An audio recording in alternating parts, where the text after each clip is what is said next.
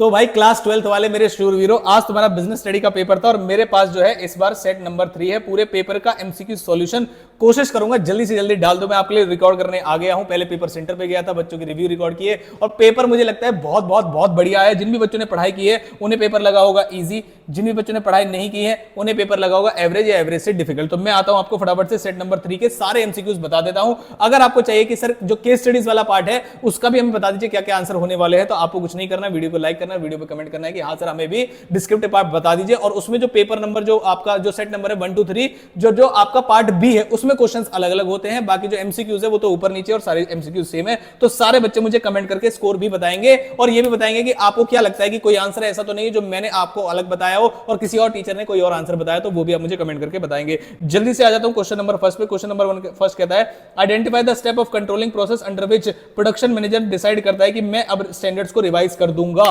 तो आपको case study पढ़ने की जरूरत नहीं है। जब आपका वो कह रहा है कि मैं अपने स्टैंडर्ड्स उसने इवैल्यूएट किए होंगे, परफॉर्मेंस किया होगा, कंपेयर किया होगा, लास्ट में उसने डिसाइड किया है, तो मतलब टेकिंग करेक्टिव एक्शन इसका आंसर होगा। इसमें केस स्टडी भी पढ़ने की जरूरत आपको नहीं थी। डी ऑप्शन है फर्स्ट का। Next, there are 2 statements assertion and reasoning. जैसा पूरा पेपर पैटर्न बताया था मैंने कुछ समय पहले कि आपके 3 असर्शन रीजन के क्वेश्चन आएंगे, एक मैच द फॉलोइंग आएगा, एक इमेज वाला क्वेश्चन आएगा। बिल्कुल ऐसा ही आपका पेपर आया है। तो coordination ensures unity of action, ठीक है, ये ट्रू है।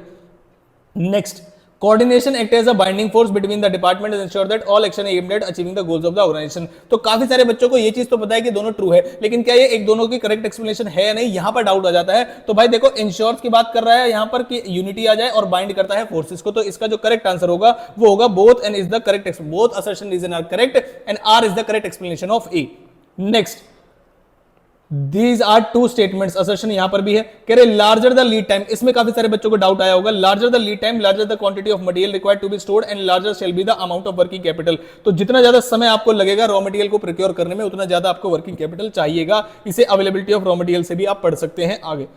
If the raw material do not have a record of uninterrupted availability, अगर रॉ मटेरियल का रिकॉर्ड नहीं है अनइंटरप्टेड अवेलेबिलिटी का, तो हायर स्टॉक लेवल भी रिक्वायर्ड हो सकते हैं। तो आंसर ये भी बिल्कुल सही है। अगर अनइंटरप्टेड मतलब फ्लो नहीं है आपका कि रॉ मटेरियल जल्दी से आ जाएगा, तब भी आपको हायर चाहिएगा। इसी को लीड टाइम भी बोलते हैं। तो इसका आंसर क्या होना चाहिए? क्या दोनों करेक्ट है? Answer is yes. और क्या करेक्ट एक्सप्लेनेशन है? यस। तो इसका जो आंसर होगा वो भी होगा डी।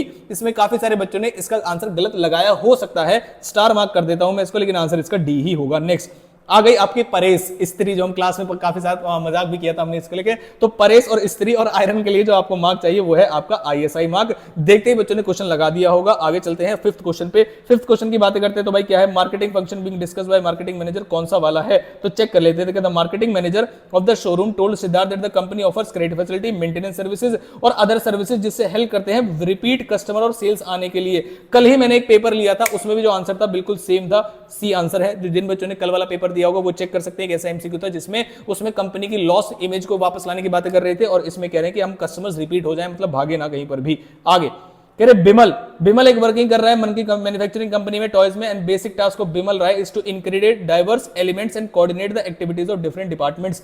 इसमें काफी सारे बच्चों को डाउट आया और उन्हें लगा कि इसका मिडिल लेवल होना चाहिए, लेकिन मेरे मुन्ना इसका मिडिल लेवल नहीं होगा आंसर, इसका होगा टॉप लेवल। टॉप लेवल ऊपर से बैठ के सारे डिपार्टमेंट्स की एक्टिविटीज को कोऑर्डिनेट करता है। अपने अंदर के जो डिपार्टमेंटल कोऑर्डिनेशन है वो अपना डिपार्टमेंट का जो हेड है, जो मिडिल लेवल मैनेजर है, वो देखता है, लेकिन बाकी सभी डिपार्टमेंट से कोऑर्डिनेट कराने की जो जिम्मेदारी होती है वो होती है टॉप लेवल वालों की। Next, the risk related to inability to make fixed financial charges like interest payment and other। इसे क्या बिजनेस का रिस्क बोलते हैं? नहीं, ये फाइनेंस का रिस्क है। फाइनेंस का रिस्क है तो इसे क्या बोलेंगे? Financial risk. और काफी सारे बच्चों ने बिजनेस रिस्क लगाया होगा, तो मेरे बच्चे इसमें आपका गलत हो जाएगा। जब रिस्क ही देखो, रिस्क का नाम दिया उसने इंटरेस्ट पेमेंट अदर पेमेंट्स, तो सारा जो रिस्क है वो फाइनेंस से रिलेटेड आपका, तो फाइनेंस रिस्क होगा इसका answer. Next, which of the following statement is correct with respect to exchange of mechanism in market offering. कह रहे एक एक्सचेंज के लिए करेक्ट पूछा है, तो इसका मतलब आपको 3 इनकरेक्ट मिलेंगे, एक करेक्ट मिलेगा। कह रहे नेसेसरी होता है there should be involvement of 3 parties. जी नहीं, 2 पार्टीज होती हैं इसके अंदर। The parties do not have the freedom to reject the offer, नहीं, फ्रीडम होनी चाहिए आपके लिए। The acceptance of the offer for each party has to make place on the basis of compulsion, compulsion नहीं होता, फ्री विल होता। तो answer क्या होना चाहिए? डी। पढ़ो या मत पढ़ो, सीधा आंसर होगा। नेक्स्ट, कह रहे the aspect of nature management highlighted कौन सा है, कह रहे पर्सनलाइज एप्लीकेशन है, नॉलेज एक्वायर की है स्किलफुल मैनर में, तो आंसर क्या होगा ए। बिल्कुल चिंटू क्वेश्चन थे, इसमें कोई दिक्कत वाली बात ही नहीं थी। नेक्स्ट स्टेटमेंट 1 कह रहे motivation is a complex process and individuals are heterogeneous. Heterogeneous का मतलब अलग अलग, होमोजीनियस और हेट्रोजीनियस। हेट्रोजीनियस का मतलब अलग अलग, जिसको हेट्रोजीनियस नहीं पता होगा बेचारा वहीं प्रॉब्लम में आ गया होगा। हिंदी वाले पार्ट में जाके आप देख सकते थे इसको, इसका मतलब अलग अलग होता है। In their expectation perception and reaction. मैंने कहा क्या ये बात सही है, कह रहे हाँ। Motivation can be other positive और नेगेटिव। आंसर क्या ये भी बात सही है, आंसर इज यस। इसमें कोई करेक्ट एक्सप्लेनेशन वाली बात नहीं थी, दोनों फीचर्स थे उसके, तो आपका जो आंसर होगा वो होगा कौन सा वाला, both statements 1 and 2 are correct. ईमानदारी से मुझे कमेंट बॉक्स में बताना आपको कितना स्कोर आ रहा है। Organisation provide a clear description of jobs and related duties, this helps to avoid confusion and duplication. तो क्या ये चेंज की बात कर रहा है, नहीं। क्या डेवलपमेंट की बात कर रहा है, क्या एक्सपेंशन एंड ग्रोथ की बात कर रहा है, नहीं। ये इफेक्टिव एडमिनिस्ट्रेशन की बातें कर रहा है, जहां पर रोल्स एंड रिस्पॉन्सिबिलिटीज बिल्कुल क्लियर होती हैं। उसके बाद जो भी बच्चा बिना सब्सक्राइब किए दे रहा है, तो भाई माता रानी आप लगाइए, अगला पेपर बढ़िया जाना है तो सब्सक्राइब कर लेना और लाइक भी कर देना। Match the concepts of marketing column with their respective column. कह रहे प्रोडक्शन क्या करता है, प्रोडक्ट कॉन्सेप्ट क्या करता है, कह रहे क्वालिटी को इंप्रूव करता है, तो बिल्कुल सही बात है। नेक्स्ट सेलिंग कंसेप्ट क्या करता है, एग्रेसिव सेलिंग करता है। कहां है एग्रेसिव सेलिंग, कहां है, जब तुमने पढ़ा परसुएड करता है, बायर को ल्योर करता है, कॉक्स करता है, ये सारे कीवर्ड्स आपको क्लास में पढ़ा दिए गए थे। तो सेलिंग वाला जो आंसर होगा वो होगा आपका थर्ड। मार्केटिंग कंसेप्ट में क्या होता है भाई, मेन फोकस क्या होता है, कस्टमर सेटिस्फेक्शन का, तो ये रहा आपका मार्केटिंग। और लास्ट वाला बच गया तो वो सोशल। तो फर्स्ट का फर्स्ट, सेकंड का थर्ड, थर्ड का सेकंड, फर्स्ट का फर्स्ट, सेकंड का थर्ड, थर्ड का सेकंड, तो आंसर जो होगा आपका वो होगा डी। आगे चलते हैं, स्टेटमेंट नंबर 1 क्या कहती है। कह रहे the regulation of take over bids by companies is one of the regulatory function of securities exchange board of India. क्या ये बात सही है, हाँ। कह रहे training of intermediate of securities is one of the development function of, तो क्या ये भी सही है, आंसर इज यस। तो आंसर क्या आएगा इसके अंदर, both the statements are correct. आगे चलते हैं। Which of the following statement is correct about personal selling? करें पर्सनल सेलिंग के बारे में क्यों कौन सी बात गलत है, यानी कि 3 बातें इसमें कौन सी बात सही है, तो इसका मतलब 3 बातें आपको इसमें गलत दिखाई देंगी। इम्पर्सनल फॉर्म होता है क्या, नहीं पर्सनल फॉर्म होता है। कह रहे does not allow salesman to develop personal relationship. मैंने कहा भाई ये तो उसका एक इंपॉर्टेंट फीचर है कि वो क्या नाम पर्सनल रिलेशनशिप डेवलप कर सकता है, उसको क्या नाम है परसुएट करने के लिए। Personal selling involves oral representation of message in the form of conversation with one or more prospective customers for the purpose of making sale, तो ये वाला ऑप्शन जो है सही है।